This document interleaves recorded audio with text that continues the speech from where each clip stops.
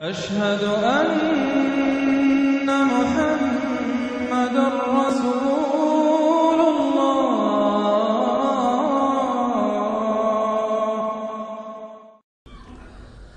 أما بعد فأعوذ بالله من الشيطان الرجيم. بسم الله الرحمن الرحيم.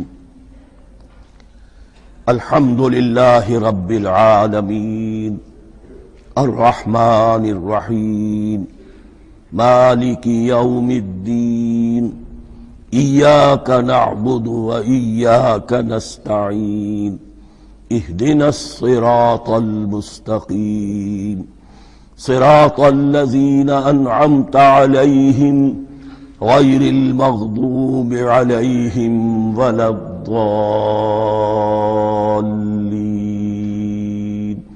آمين. رب اشرح لي صدري ويسر لي أمري واحلل عقدة من لساني يفقهوا قولي. اللهم ربنا ألهمنا رشدنا وأعذنا من شرور أنفسنا. اللهم أرنا الحق حقا وارزقنا اتباعه وأرنا الباطل باطلا وارزقنا اجتنابه.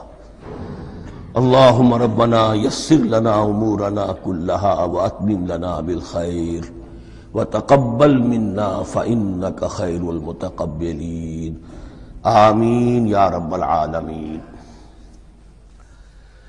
معزز حاضرین اور محترم خواتین، ہم اللہ کے نام سے اس سال کی نماز تراویح کے ساتھ دورہ ترجمہ قرآن کا آغاز کر رہے ہیں۔ اس سے پہلے میں عرض کر چکا ہوں کہ اب میری عمر بھی کافی ہو چکی ہے، قمری حساب سے 68 برس مکمل ہو چکے ہیں، اور مختلف قسم کے عوارض بھی مجھے لاحق ہیں، اور بہت سے احباب نے اور رفقاء نے مشورہ دیا تھا کہ میں اتنا بڑا بوجھ اپنے ذمے نہ لوں، لیکن میں نے خالصتاً توکلاً علی اللہ اس کی ہمت کی، اس کا ارادہ کیا، اس کے لیے اہتمام بھی خصوصاً ہوا ہے۔ مجھے اندازہ ہے کہ اب میرے خیالات کی جو رو ہے وہ اب اتنی تیز نہیں ہے جتنی کبھی ہوا کرتی تھی۔ کراس ریفرنسز بھی جو ہیں قرآن حکیم کے وہ اتنے مستحضر نہیں ہیں جتنے کبھی ہوتے تھے، بلکہ واقعہ یہ ہے کہ میری زبان بھی بعض اوقات لڑکھڑاتی ہے، اس لیے کہ مجھے جو ادویات استعمال کرنی پڑتی ہیں ان کا اعصاب پر بھی اثر ہوتا ہے، اور جو ہمارے اعضائے رئیسہ ہیں ان پر بھی اثر ہوتا ہے۔ بہرحال ان سب کے علی الرغم اللہ کا نام لے کر آغاز کر رہے ہیں۔ میری انتہائی نگارش یہی ہے، تیرے نام سے ابتدا کر رہا ہوں۔ ابھی میں نے سورہ فاتحہ کی تلاوت کی اور آپ نے سماعت فرمائی۔ یہ سورہ مبارکہ مصحف کے اعتبار سے تو پہلی سورت ہے ہی، سب کو معلوم ہے، لیکن یہ بھی نوٹ کر لیجئے کہ یہ نزول کے اعتبار سے بھی سب سے پہلی مکمل سورت جو حضور پر نازل ہوئی وہ یہی ہے۔ اس سے قبل متفرق آیات نازل ہوئیں، 5 آیتیں سورہ علق کے آغاز میں، کچھ آیتیں سورہ قلم یا سورہ نون کے آغاز میں، کچھ آیتیں سورہ مزمل کی ابتدا کی، کچھ آیتیں سورہ مدثر کے آغاز کی۔ 5ویں وحی تقریباً اس پر اجماع ہے کہ یہ سورۃ الفاتحہ کی ہے، اور یہ مکمل سورت ہے جو حضور پر نازل ہوئی۔ سورۃ الفاتحہ کے معنی ہوئے افتتاحی سورت، فتح یفتح کے معنی ہے کھولنا، مفتاح کنجی کو کہتے ہیں، چابی کو، تو یہ اوپننگ سورہ آف دی قرآن، قرآن حکیم کی افتتاحی سورت۔ ویسے جیسا کہ میں تعارف قرآن کے ضمن میں عرض کر چکا ہوں، عربوں کا یہ مزاج تھا کہ جس چیز سے انہیں خصوصی محبت ہوتی تھی اس کے بہت سے نام رکھتے تھے۔ اس کے بھی بہت سے نام ہیں۔ سورۃ الفاتحہ سب سے عام ہے، لیکن الکافیہ، الشافیہ، ام القرآن، اساس القرآن، کم سے کم یہ 4 نام تو میں سمجھتا ہوں کہ ہر مسلمان کو مزید معلوم ہونے چاہیے، اور بھی بہت سے نام ہیں۔ اس سورہ مبارکہ کی بالاتفاق و بالاجماع 7 آیتیں ہیں، اگرچہ ان کی ترتیب میں کچھ اختلاف ہے۔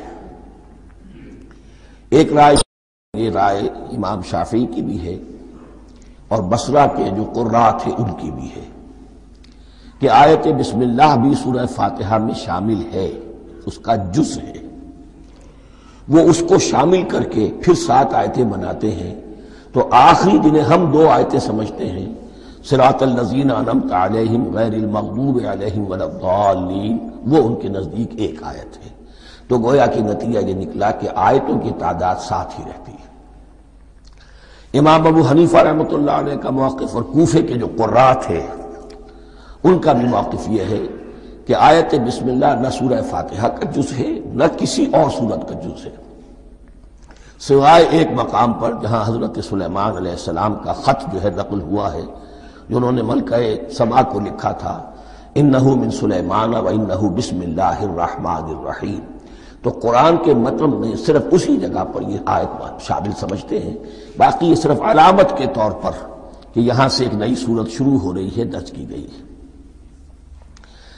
اس سورہ مبارکہ کو الصلاح قرار دیا گیا ایک حدیث میں، اس کا جو اسلوب ہے وہ دعا کا ہے، اور دعا کے ساتھ اس کی جو مناسبت ہے، اور پھر اسی کی وجہ سے ہماری نماز کا یہ جزو لا ینفک بنا دیا گیا، بلکہ ایک حدیث جو میں آپ کو سناؤں گا اس میں اسی کو نماز قرار دیا گیا، الصلاح یہی ہے۔ ویسے وہ حدیث مبارک موجود ہے، من لم یقرأ بفاتحۃ الکتاب لا صلاۃ لمن لم یقرأ بفاتحۃ الکتاب، جو شخص سورہ فاتحہ کی تلاوت نہیں کرتا اس کی کوئی نماز نہیں۔ اس کے حوالے سے بھی ہمارے ہاں 2 مسلک ہیں، ذکر صرف اس لیے کر رہا ہوں کہ آپ کے علم میں ہو، ان میں کوئی بنیادی فرق نہیں ہے، کسی بھی ایک رائے کا انسان قائل اور حامل ہو سکتا ہے بغیر اس کے کہ دوسرے کو بالکل غلط قرار دے، بلکہ یہ کہ اس کے لیے بھی گنجائش اپنے ذہن میں اور اپنے دل میں رکھے۔ تو ایک رائے یہ ہے کہ یہ میں کیا عرض کر رہا تھا، کوئی بھول گیا ہوں۔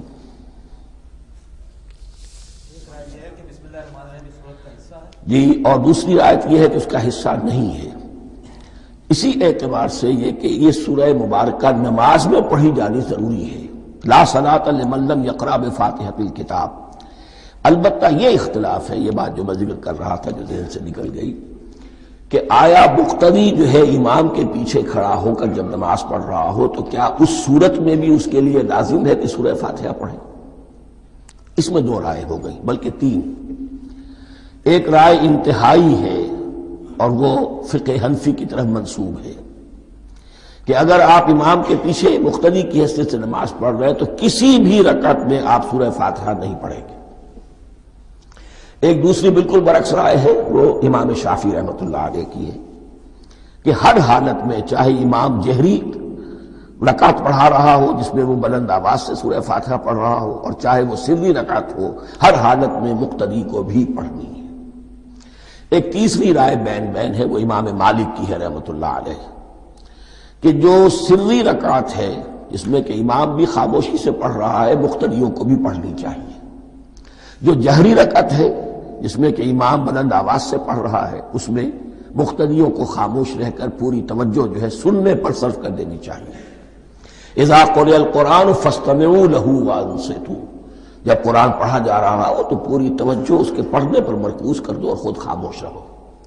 میرے اپنی رائے میں یہ تیسری رائے سب سے زیادہ صائب ہے، اور اس میں کسی طرح کی بھی کوئی پیچیدگی پیدا نہیں ہوتی۔ بہرحال اس سورہ مبارکہ کا جو اسلوب ہے میں نے عرض کیا دعائیہ ہے، البتہ قرآن مجید کے علم اور حکمت کے اعتبار سے، اس کے فلسفے کے اعتبار سے ایک بات سمجھ لینی چاہیے۔ قرآن کا فلسفہ یہ ہے کہ بنیادی ہدایت ہر انسان کے دل میں موجود ہے، بالقوہ، پوٹینشلی۔ یہ جو قرآن مجید یا اللہ کی کتابیں نازل ہوتی ہیں یہ انہیں ایکٹیویٹ کرتی ہیں، وہ اندر کی جو ڈورمنٹ کانشسنس ہے، خوابیدہ شعور جو ہے اسے بیدار کر کے، اور پھر یہ کہ اسے اجاگر کرتی ہیں۔ ہر سلیم الفطرت انسان اور سلیم العقل انسان، 2 سلامتی شرط ہیں۔ سلیم الفطرت، نیچر پرورٹڈ نہ ہو، فطرت مسخ نہ ہو گئی ہو، عقل سلیم ہو، ان دونوں چیزوں کا نتیجہ یہ نکلتا ہے کہ وہ انسان از خود بغیر کسی وحی کی رہنمائی کے بغیر کسی نبی کی تعلیم کے سے استفادہ کیے ہوئے از خود بھی کچھ حقائق تک پہنچ جاتا ہے۔ اور وہ حقائق کیا ہے؟ نمبر ایک یہ کہ اس کائنات کا ایک خالق ہے اور وہ ایک ہے، اور وہ تمام صفات کمال سے متصف ہے۔ نمبر دو یہ کہ انسان کی زندگی صرف یہ زندگی نہیں ہے، بلکہ ایک اور زندگی ہے کہ جس میں اس زندگی کے اعمال کے نتائج برآمد ہوں گے۔ یہ دو باتیں، اس کی زیادہ وضاحت کے ساتھ جو ہے اس کا تذکرہ آئے گا سورہ لقمان میں، جہاں حضرت لقمان کی شخصیت کا تذکرہ ہے، لیکن یہاں صرف یہ بات سمجھ لیجئے کہ قرآن کا فلسفہ یہ ہے کہ ہر انسان میں، ہر فرد نوع بشر میں جو اپنی ولادت کے وقت مسلم ہوتا ہے، حضور کی حدیث ہے کل مولود یولد علی الفطرہ ابواہ یحودانہ او ینصرانہ او یمجسانہ، ہر بچہ نوع انسانی کا فطرت اسلام پر پیدا ہوتا ہے، وہ فطرت کے اندر وہ ہدایت ودیت ہے۔ اب اگر وہ فطرت بس نہیں ہوئی اور عقل جو ہے وہ صحیح رخ پر کام کر رہی ہے تو ان دو حقائق تک وہ انسان خود پہنچ جائے گا، لیکن ان دونوں حقائق تک پہنچنے کے بعد اب وہ دست بستہ دعا کرے گا کہ اے رب اب مزید ہدایت تو مجھے عطا فرما۔ ایک تو یہ کہ میں کیا کروں کیا نہ کروں، میری عقل اس میں ٹھوکر کھا سکتی ہے، میں کسی اچھی چیز کو بری سمجھ سکتا ہوں، کسی بری کو اچھی سمجھ سکتا ہوں، تو مجھے صحیح راستہ، صحیح راہ ہدایت پر چلا۔ یہ دعا ہے جو انسان کرتا ہے جبکہ وہ ایمان باللہ اور ایمان بالآخرہ تک خود پہنچ چکا ہوتا ہے، اور یہ سمجھتا ہے کہ صحیح زندگی کا رخ یہی ہے کہ جس رب کو میں نے پہچانا ہے کہ وہ اس کائنات کا خالق ہے اور مالک ہے اور رب ہے، میں اس کی بندگی کروں، اس کی اطاعت کروں، اس کا حکم مانوں، اس کے راستے پر چلوں، لیکن وہ راستہ کون سا ہے؟ اس کے لیے پھر دست بدعا ہوتا ہے کہ پروردگار تو میری رہنمائی فرما۔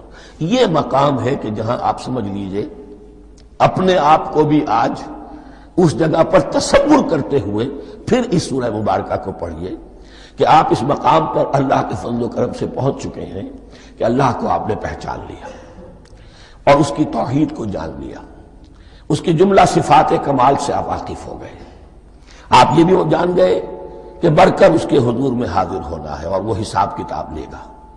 پھر آپ نے یہ عہد بھی کر لیا کہ اب زندگی گزارنی ہے اس رب کی بندگی میں، اسی کی فرما برداری میں۔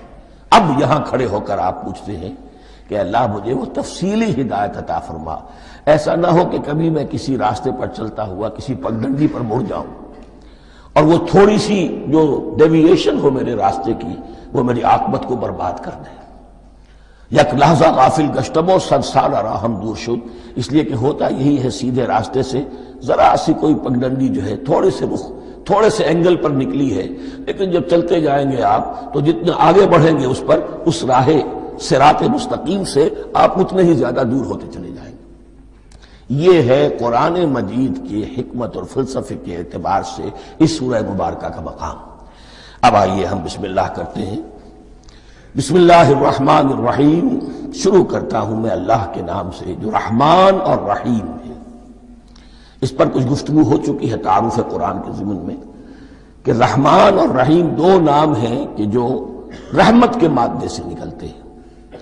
رحمان میں اللہ تعالیٰ کی رحمت کا جوش ہے، جانی کیفیت، طوفانی کیفیت، اور رحیم میں اللہ تعالیٰ کی رحمت کا دوام اور تسلسل۔ یہ دونوں کیفیات اللہ کی رحمت میں بیک وقت موجود ہیں، جس کا ہم تصور نہیں کر سکتے۔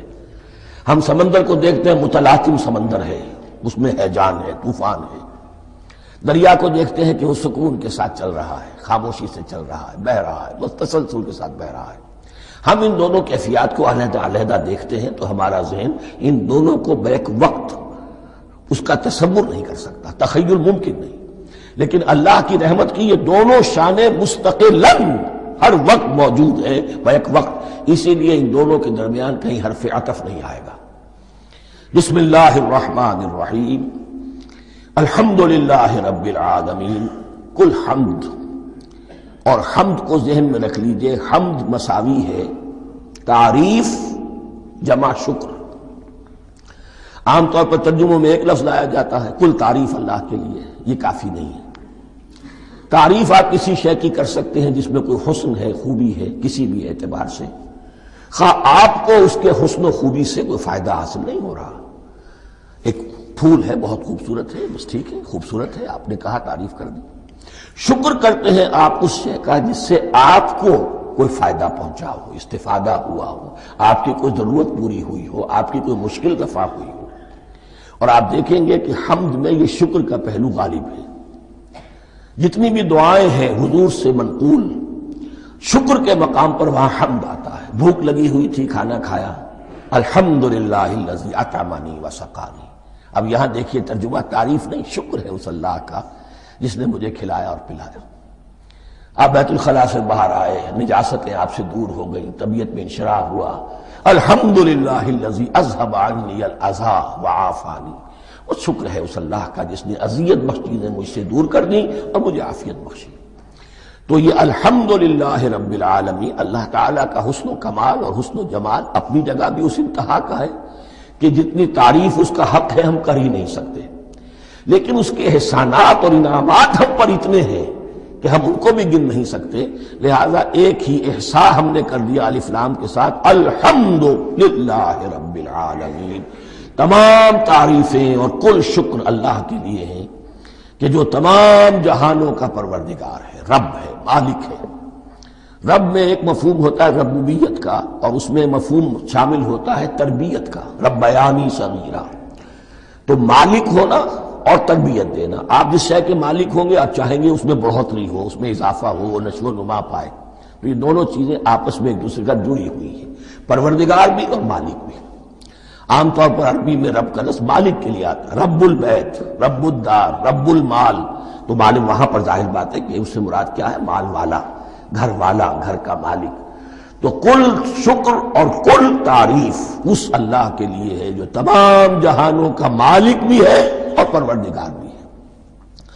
الرحمن الرحیم، رحمان ہے اور رحیم ہے۔ اب دوبارہ اس کی میں وضاحت نہیں کروں گا۔ مالک یوم الدین، یوم دین کا مختار مطلق ہے۔ دین عربی زبان میں کہتے ہیں بدلے کو، دناہم کما دانو، کما تدینو تو دانو، یہ کہاوت ہے۔ جیسے اردو میں ہم کہتے ہیں جیسا کرو گے ویسا بھرو گے، کما تدینو تو دانو، تو یہ ہے بدلہ۔ اس کا بنیادی مفہوم جو ہے وہ بدلہ ہے۔ تو بدلے کا ایک دن ہے جس دن فیصلہ ہوگا کہ کون کیا کما کر لایا ہے اور اسے کیا بدلہ ملنا چاہیے۔ آیا اس کا برائیوں کا پلڑا بھاری ہے کہ اسے سزا ملنی چاہیے، یا اس کی حسنات اور نیکیوں کا پلڑا بھاری ہے کہ اسے جزا ملنی چاہیے، اس کا انعام اور اکرام کے ساتھ معاملہ کیا جانا چاہیے۔ وہ ایک دن ہے، اسے ہم یوم القیامہ کہتے ہیں۔ اور لیکن اصل بات جو یہاں کہی گئی، یعنی ایک جملے میں تین باتوں کا اعتراف ہو رہا ہے۔ بعث بعد الموت، ایک دن آئے گا کہ ہم مرنے کے بعد تمام انسان اٹھا لیے جائیں گے، پھر حساب و کتاب، پھر اللہ کے ہاں حاضری ہوگی اور حساب کتاب ہوگا۔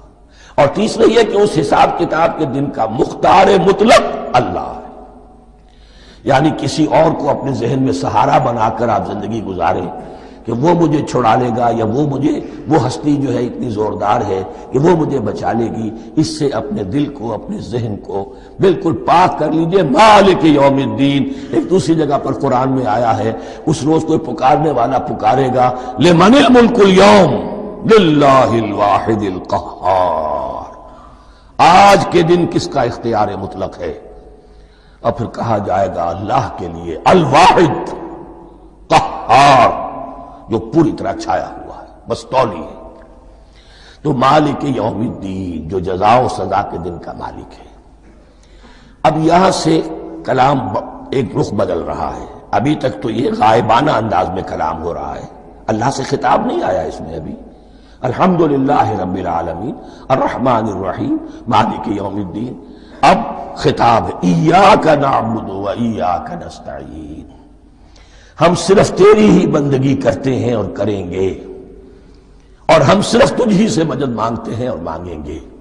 یہ ترجمہ میں کیوں کر رہا ہوں کہ یہ فعل مضارع ہے۔ عربی زبان میں فعل مضارع حال اور مستقبل دونوں کو کور کرتا ہے۔ ایاک کا جو ہے مفعول فاعلی جو ہے، مفعول جو ہے اس میں ضمیر مفعول ہی اسے پہلے لا کر حشر کا مضمون پیدا ہو گیا۔ ہم تیری بندگی کرتے ہیں نہیں، ہم تیری ہی بندگی کرتے ہیں اور کریں گے۔ حال میں ترجمہ کیجئے تو یہ اظہار حال ہے، اور مستقبل میں ترجمہ کیجئے تو یہ ایک عہد ہے، قول و قرار ہے، بہت بڑا معاہدہ ہے۔ وَإِيَّاكَ نَسْتَعِينُ، اور صرف تجھ ہی سے مدد مانگتے ہیں اور مانگیں گے۔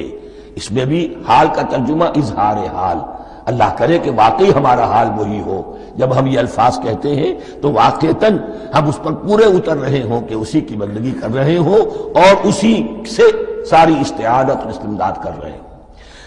جہاں تک مستقبل کا تعلق ہے وہ پھر ایک عہد ہے۔ اہدنا الصراط المستقیم، یہ مقام وہ آ گیا کہ یہاں تک تو اے پروردگار ہم پہنچ گئے، تیرے فضل سے، تیرے کرم سے۔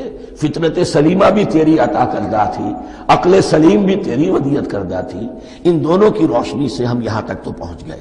اب ہماری جو ضرورت ہے، احتیاج ہے، وہ کیا ہے؟ اہدنا الصراط المستقیم، ہدایت بخش ہمیں سیدھے راستے کی۔ یہاں دو باتیں سمجھ لیجئے۔ انفرادی سطح پر انسان کے لیے نہ معلوم کتنے مرحلے آتے ہیں ہر روز کہ جس میں وہ ایک چھٹک کر کھڑا ہو جاتا ہے، یہ کروں یا یہ کروں، دو آلٹرنیٹو سامنے آ رہے ہیں، فیصلہ کرنا مشکل ہو رہا ہے۔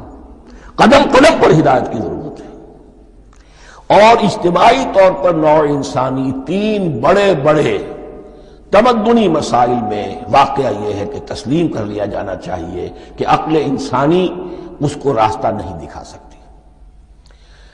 عام معاشرتی سطح پر مرد اور عورت کے درمیان حقوق اور اختیارات کا کیا توازن ہو، ناممکن ہے، انسان طے نہیں کر سکتا۔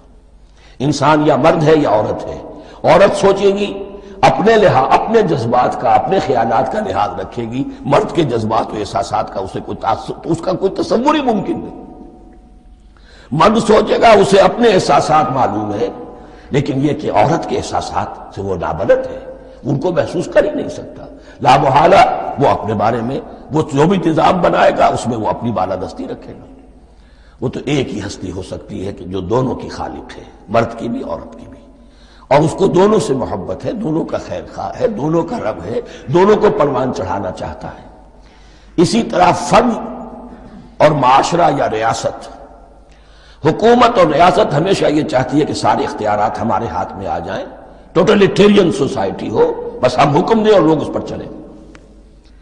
افراد یہ چاہتے نہیں، ہمیں آزادی ہونی چاہیے۔ اب آپ دیکھیے کہ دنیا میں کتنے جھگڑے چلتے ہیں اسی پر، فریڈم فریڈم فریڈم۔ وہ فریڈم واقعتاً اپنی جگہ پر ایک شے ہے، افراد کی آزادی ہونی چاہیے، لیکن افراد کی آزادی اتنی نہ ہو جائے کہ وہ مادر پدر آزاد ہو جائے، کوئی قانون، کوئی قاعدہ، کوئی اخلاقی کوئی حدود اور قیود جو ہے ان کا پابند نہ رہے۔ تو اب کہاں ہے وہ نقطہ اعتدال کہ جس میں انسان کی انفرادی آزادی، انفرادی اختیار اور ادھر اجتماعی مصلحتیں جو ہیں ان کو بیلنس کیا جا سکے؟ انسان طے نہیں کر سکتا، صرف اللہ ہی اس کے لیے نظام دے سکتا ہے۔ تیسرا مسئلہ ہے سرمایہ اور محنت، اس میں کیا توازن ہو؟ سرمایہ اور محنت دونوں مل کر کچھ بنا رہے ہیں، کچھ پروڈیوس کر رہے ہیں۔ اب اس میں نفع جو ہوا ہے اس میں سرمایہ کا کتنا حصہ ہونا چاہیے اور لیبر کا کتنا ہونا چاہیے، کون طے کر سکتا؟ اس کے لیے بھی کہ ایسا نہ ہو کہ سرمایہ داری جو ہے آکاش بیل بن کر پورے معاشرے پر چھا جائے، اور غریب بیچارہ، مزدور بیچارہ، کاشتکار بیچارہ وہ گویا کہ چکی کے دو پارٹوں میں پس کر رہ جائے، اس کی کوئی حیثیت نہ رہ جائے۔ لیکن یہ کہ دوسری طرف اگر یہ کہ مزدور کا جو حق ہے اس سے زیادہ اس کو دے دیا جائے تو سرمایہ جو ہے وہ سکڑ جائے گا، شائی ہو جائے گا، وہ پھر میدان میں نہیں آئے گا۔ کیا کیا جائے؟ کون سا نقطہ عدل و اعتدال ہے؟ یہ تین مسائل ایسے ہیں، اہدنا الصراط المستقیم۔ تو یوں سمجھیے کہ ایک جو بنیادی ہدایت تھی، ایک اللہ کو پہچان لینا، یہ جان لینا کہ کل حسن و جمال اور تمام انعام و اکرام کا منبع اس کی ذات ہے، وہ رحمان ہے اور رحیم ہے، اور یہ جان لینا کہ مرنے کے بعد جی اٹھنا ہے، حساب کتاب ہے، فیصلہ ہوگا جزا و سزا کا، اور مختار مطلق اس دن کا اللہ ہے۔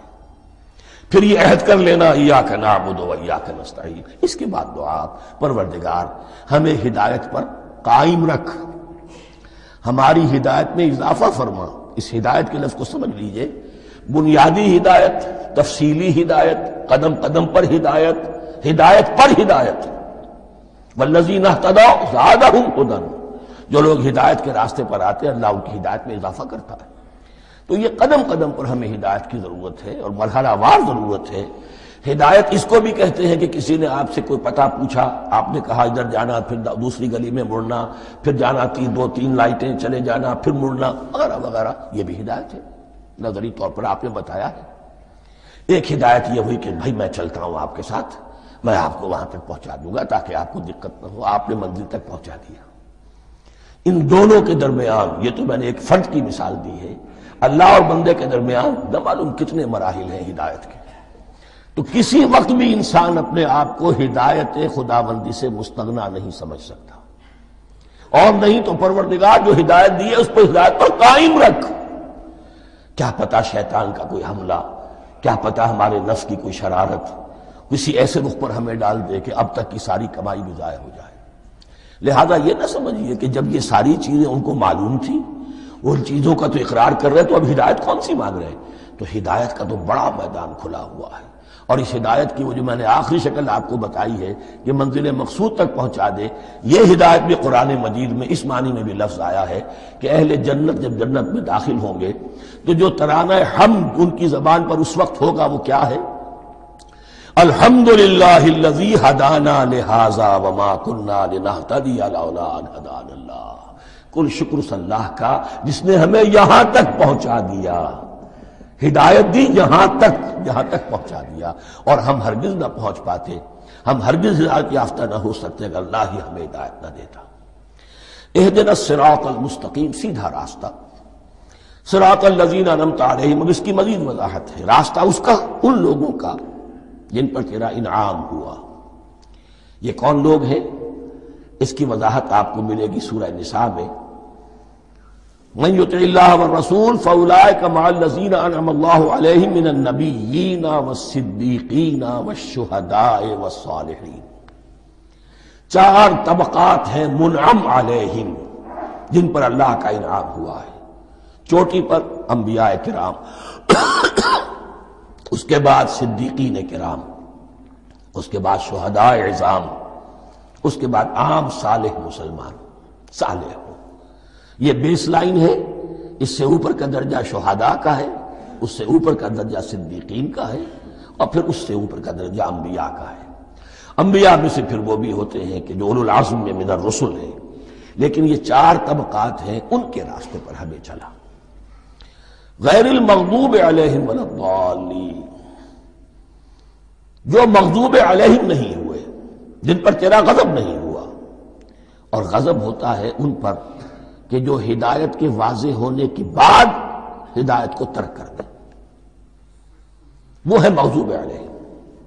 جنہیں ہدایت مل گئی ہو، ہدایت کو پہچان لیا ہو، پھر اپنی شرارت نفس کی وجہ سے، اپنی نفسانیت کی وجہ سے، اپنے تکبر کی وجہ سے، اپنے حسد کی وجہ سے وہ اس حق کو رد کر دیں، اس کو ترک کر دیں. ان پر اللہ کا غضب آتا ہے.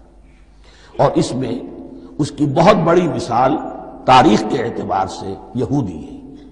اللہ نے انہیں ہدایت دی، کتابیں عطا کی، تورات، انجیل، زبور، سینکڑوں نبی ان میں مبعوث کیے. 1400 برس تک نبوت کا تار ٹوٹا ہی نہیں، مسلسل.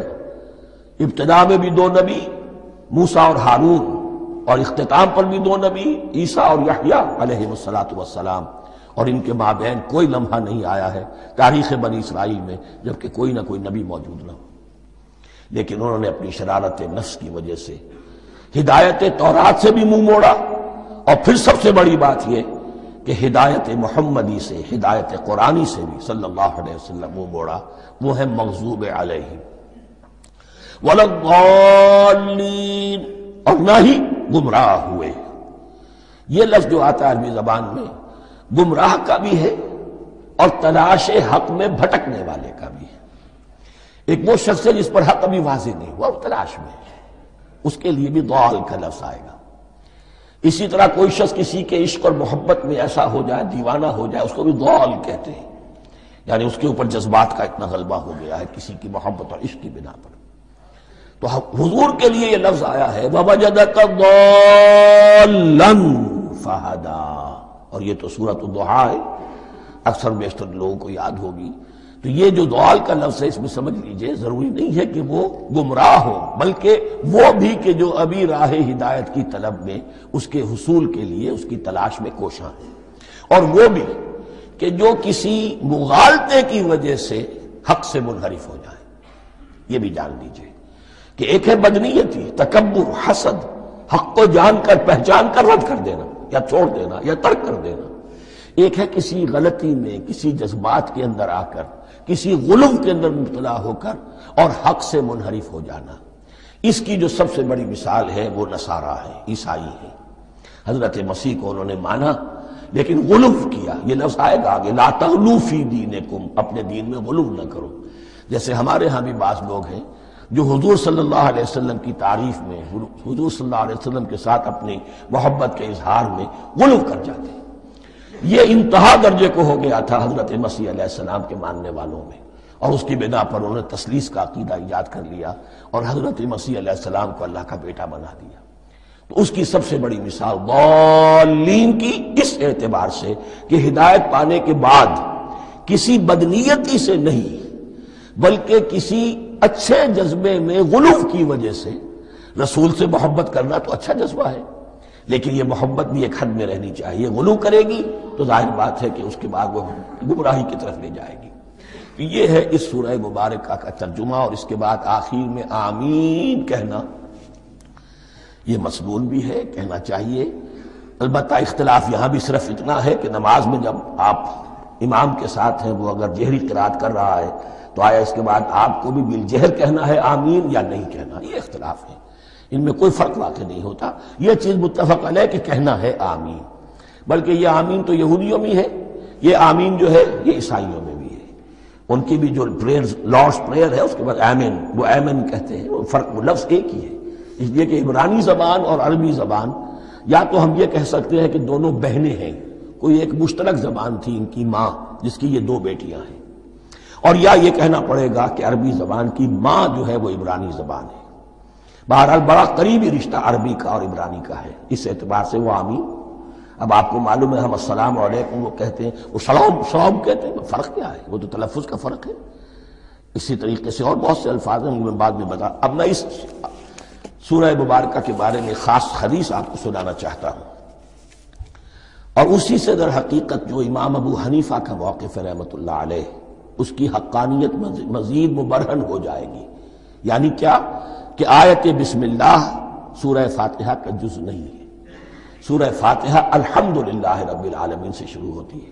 وہ میں آپ کو بتانا بھول گیا کہ جن کے نزدیک یہ سورت کا جز ہے وہ پھر جہری قرات میں بسم اللہ الرحمن بھی بلند آواز سے کہیں گے، اور جن کے نزدیک یہ سورہ فاتحہ کا جز نہیں ہے وہ نہیں کہیں گے، وہ الحمدللہ رب العالمین سے قرات کریں گے۔ تو کوئی فرق نہیں ہے بنیادی۔ یہ حدیث جو ہے یہ مسلم شریف میں ہے اور حدیث قدسی ہے، اس کے راوی حضرت ابو ہریرہ ہے رضی اللہ تعالی عنہ، اور اس حدیث نے اس سورت کے مضامین کا نہایت عمدہ تجزیہ کر دیا ہے۔ حدیث کے الفاظ سن لیجئے، قسمت الصلاۃ بینی و بین عبدی نصفین۔ اللہ تعالیٰ فرما رہے ہیں، حدیث قدسی ہے، میں نے نماز کو، صلاۃ کو اپنے اور اپنے بندے کے درمیان آدھا آدھا تقسیم کر لیا۔ فنصفها لی ونصفها لعبدی، اس کا نصف جو ہے وہ میرے لیے ہے اور نصف جو ہے وہ میرے بندے کے لیے ہے۔ وَلِعَبْدِي مَا سَأَلَ، اور جو میرے بندے نے مانگا میں اسے دوں گا، میرا وعدہ ہے یا میں نے اسے دیا۔ اس کے بعد اس کی تفصیل آتی ہے، اذا قال العبد، جب بندہ کہتا ہے الحمدللہ رب العالمین، قال اللہ حمدنی عبدی، جب بندہ کہتا ہے الحمدللہ رب العالمین، اللہ فرماتا ہے میرے بندے نے میری حمد کی۔ وَإِذَا قَالَ الرَّحْمَٰنِ الرَّحِيمِ قَالَ اللَّهُ اثْنَىٰ عَلَيَّ عَبْدِي، جب بندہ کہتا ہے الرحمن الرحیم، اللہ فرماتا ہے میرے بندے نے میری ثنا کی۔ وَإِذَا قَالَ مَالِكِ يَوْمِ الدِّينِ قَالَ اللَّهُ تَعَالَىٰ مَجَّدَنِي عَبْدِي، میرے بندے نے میری تمجید بیان کی، میری بزرگی بیان کی۔ اب یہ 3 آیتیں ہو گئیں، تینوں میں اللہ کی حمد ہے، ثنا ہے، تمجید ہے۔ یہ 3 آیتیں خالص اللہ کے لیے ہو گئیں۔ اب چوتھی آیت آئی، ایاک نعبد و ایاک نستعین۔ اس کے بارے میں جب بندہ کہتا ہے اذا قال العبد ایاک نعبد و ایاک نستعین، قال اللہ تعالی ھذا ما بینی و بین عبدی ولعبدی ما سأل، یہ میرے اور میرے بندے کے درمیان ہے۔ یہ تو یوں سمجھئے کہ یہ گرا لگ گئی ہے میرے اور میرے بندے کے مابین۔ اس نے مجھ سے قول و قرار کیا ہے، اس نے میری بندگی کا اعتراف کیا ہے، اس نے تسلیم کیا ہے کہ میری ہی بندگی کرتا ہے اور کرے گا، اور مجھ سے مدد چاہیے ہے۔ ھذا ما بینی و بین عبدی، یہ معاہدہ ہے۔ معاہدہ 2 فریقوں کے مابین ہوتا، یہ میرے اور میرے بندے کے مابین ہے۔ وَلِعَبْدِي مَا سَأَلَ، اور میں نے اپنے بندے کو دیا جو اس نے مانگا۔ وہ میری مدد چاہتا ہے، میری مدد اس کے شامل حال رہے گی۔ فَإِذَا قَالَ، اور جب بندہ کہتا ہے اهْدِنَا الصِّرَاطَ الْمُسْتَقِيمَ صِرَاطَ الَّذِينَ أَنْعَمْتَ عَلَيْهِمْ غَيْرِ الْمَغْضُوبِ عَلَيْهِمْ وَلَا الضَّالِّينَ، قال اللہ تعالی ھذا لعبدی ولعبدی ما سأل۔ یہ 3 آیتیں یہ میرے بندے کے لیے، اهدنا الصراط المستقیم، اسی صراط مستقیم کی وضاحت ہے مثبت، صراط الذین انعمت علیہم، اسی صراط المستقیم کی وضاحت ہے منفی انداز میں، غیر المغضوب علیہم ولا الضالین۔ یہ سب میرے بندے کے لیے ہے، اور میں نے اپنے بندے کو دیا جو اس نے مانگا۔ اس کو میں نے ایک مرتبہ یہ ترازو کی شکل میں اس کو لکھوایا تھا۔ دیکھیے یہ ایاک نعبد و ایاک نستعین، یہ ہے وہ ترازی کی وہ ڈنڈ، واو جو ہے ایاک نعبد و ایاک نستعین، واو جو ہے گویا کہ وہ مٹھ ہے جس سے کہ ترازو کو پکڑا جاتا ہے۔ ادھر ایک پلڑا ہے جس کی 3 آیتیں ہیں، الحمدللہ رب العالمین الرحمن الرحیم مالک یوم الدین۔ اس کا نتیجہ کیا نکلا؟ ایاک نعبد۔ آپ نے شاید یہ سنا بھی ہو، ایک بہت ہی عمدہ قرات کا جو ریکارڈ ہے قاری عبدالباسط عبدالصمد کا، وہ یہیں سے چل کر سورہ فاتحہ کی قرات کر کے ایاک نعبد پر آ کر رکتا ہے۔ الحمدللہ رب العالمین الرحمن الرحیم مالک یوم الدین ایاک نعبد۔ گویا کہ یہاں یہ صورت بالکل ہاف ہو گئی ہے۔ 3 آیتوں میں اللہ کی حمد ہے، ثنا ہے، تمجید ہے، جس کا نتیجہ ہم تیری ہی بندگی کرتے ہیں، تیری ہی اطاعت کریں گے۔ لیکن اب اس کے بعد سوال ایاک نستعین، اسی کی جو استعانت کیا درکار ہے ہمیں؟ ہدایت۔ ہدایت سب سے بڑی استعانت ہے، ہدایت ہی تو سب سے بڑی مدد ہے۔ اهدنا الصراط المستقیم صراط الذین انعمت علیہم غیر المغضوب علیہم ولا الضالین۔ یہ ایاک نستعین کے حکم کے ساتھ یہ 3 آیتیں آ گئیں، اهدنا الصراط المستقیم صراط الذین انعمت علیہم غیر المغضوب علیہم ولا الضالین۔ قسمت الصلاة بینی و بین عبدی نصفین فنصفها لی ونصفها لعبدی ولعبدی ما سأل۔ اللہ تعالیٰ اس سورہ فاتحہ کا جو اصل مفہوم ہے وہ بھی ہمارے ذہنوں پر، ہمارے شعور کی سطح پر اسے اجاگر کیے رکھے، ہمیں توفیق دے کہ جب بھی پڑھیں، جب بھی سنیں تو وہ کیفیت اگر ہو جائے۔ اس لیے کہ ایک حدیث ہے کہ الصلاۃ معراج المومنین، نماز تو اہل ایمان کے حق میں معراج کے درجے میں ہے۔ اس حوالے سے ہم یہ سمجھ سکتے ہیں کہ کوئی وقت ایسا آ سکتا ہے کہ انسان کو واقعتاً، روح انسانی واقعتاً اللہ کے یہ جواب سنے۔ انہونی بات نہیں ہے یہ، ہوتا ہے خطاب آخر، اٹھتا ہے حجاب آخر، کرتے ہیں خطاب آخر، یہ تو ہوتا ہے۔ مخاطبہ الہی، یہ تو میں نے عرض کیا کہ ثابت ہے، مخاطبہ، محادث اور تحدیث، اللہ بندوں سے کلام کرتا ہے۔